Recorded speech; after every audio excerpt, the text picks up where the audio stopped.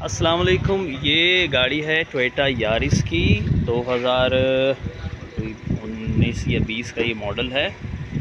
और इसका जो इंजन है वो है 1NR इसका इंजन है। इसमें हमने अब हाइड्रोजन किट इंस्टॉल की है। जो कस्टमर है उनका इरादा था कि वो हाइड्रोजन वो गाड़ी लेंगे, हाइब्रिड गाड़ी ले लें, लेकिन उसकी कॉस्ट बहुत ज़्यादा थी, तो अब उनका इरादा चेंज हो गया।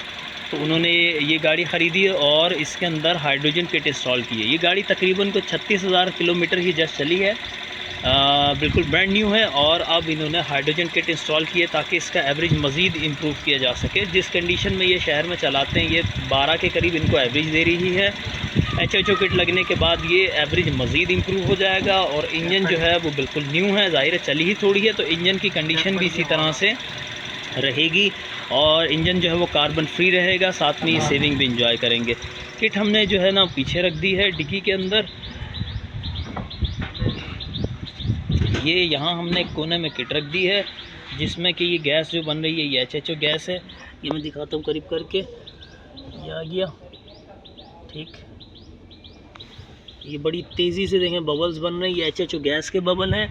पानी जो है वो ब्रेक हो रहा है, इस बॉक्स के अंदर सेल रखा हुआ है। उसके बाद ये गैस यहाँ से आई बबलर के अंदर, बबल्स बने, और ये पाइप जो है वो आगे एयर फिल्टर तक हमारा चला गया है HHO का।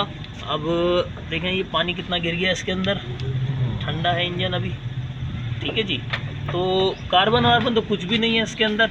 ये गाड़ी जो है वो इसी तरह से वाटर ड्रॉपिंग रहेगी, कार्बन फ्री रहेगी और साथ में सेविंग देगी।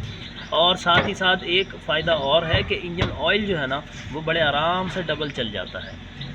तो ये हमारा जो है वो रिज़ल्ट था। फ्यूल को सेट करने के लिए हमने EFI इन्हांसर लगा दिया है,